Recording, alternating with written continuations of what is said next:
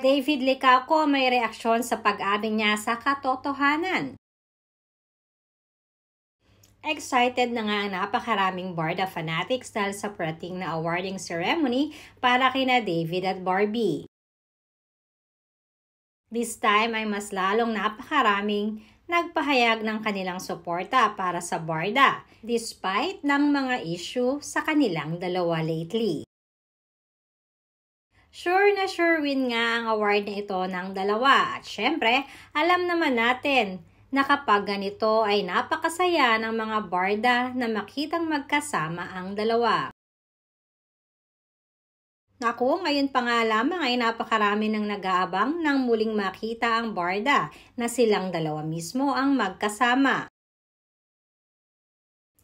At speaking of magkasama ay kinatuwa rin na napakaraming Barda fanatics nang makita ang dalawa na magkasama sa isang fast food chain na kanilang ini-endorso.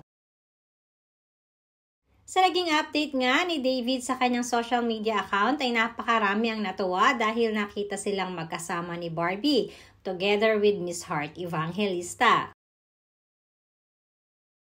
Ayon na rin sa reaksyon ng mga netizens, sadyang iba ang chemistry ng Barda pagdating sa kanilang dalawa.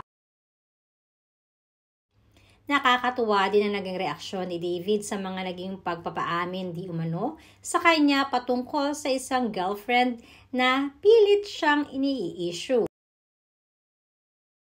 Natawa na lamang di umano si David at sinabi nito na wala naman talaga siyang aaminin.